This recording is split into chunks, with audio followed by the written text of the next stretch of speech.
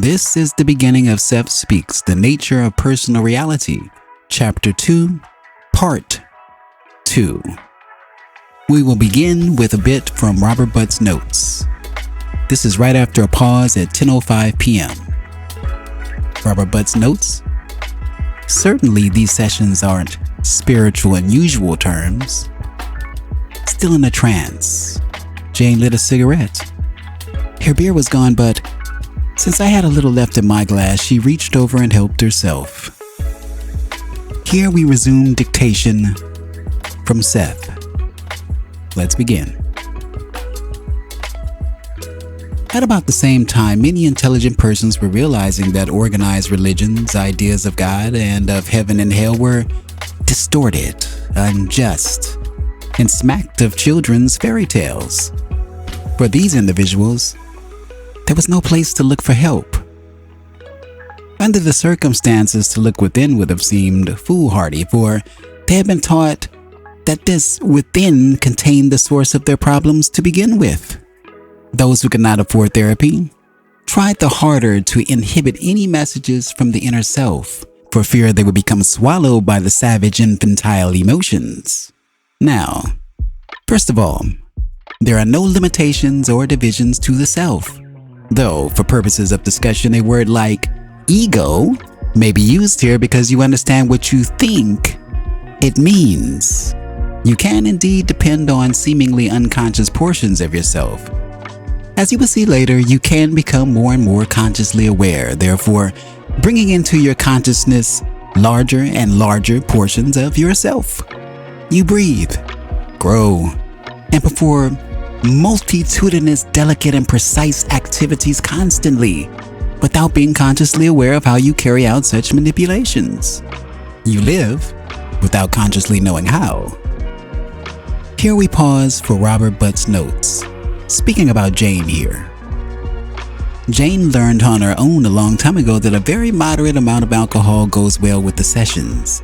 So does tobacco. Subsequent reading informed us that both substances depress the central nervous system. We think Jane combines the resulting spontaneity with her natural psychic abilities in these sessions. She doesn't begin tasting any beverage, however, until the session is underway. Now we resume with the dictation of Seth through Jane. You maintain this miracle of physical awareness in the world of flesh and time. The seemingly unconscious portions of yourself draw atoms and molecules from the air to form your image. Your lips move. Your tongue speaks your name. Does the name belong to the atoms and molecules within your lips or tongue? The atoms and molecules move constantly, forming into cells, tissues, and organs. How can the name the tongue speaks belong to them? They do not read or write, yet they speak complicated syllables that communicate to other beings such as yourself anything from a simple feeling to the most complicated information. How do they do this? The atoms and molecules of the tongue do not know the syntax of the language they speak. When you begin a sentence, you do not have the slightest conscious idea often of how you will finish it. Yet, you take it on faith that the words will make sense and your meaning will flow out effortlessly.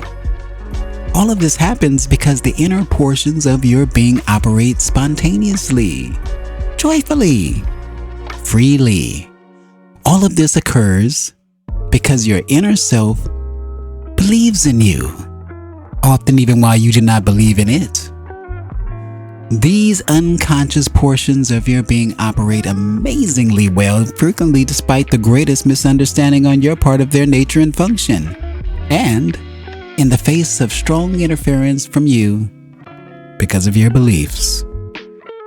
This marks the end of Seth Speaks, Chapter 2, Part 2 of The Nature of Personal Reality. Let's talk about it.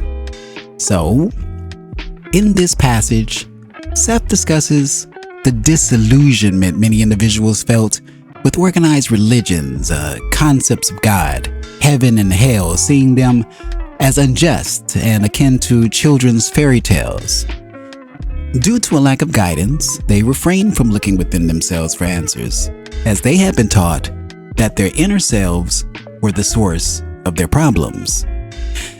Seth emphasizes that there are no inherent limitations or divisions within oneself, despite the common usage of terms like ego. He suggests that individuals can depend on unconscious parts of themselves and become more consciously aware, integrating larger aspects of their being into their consciousness.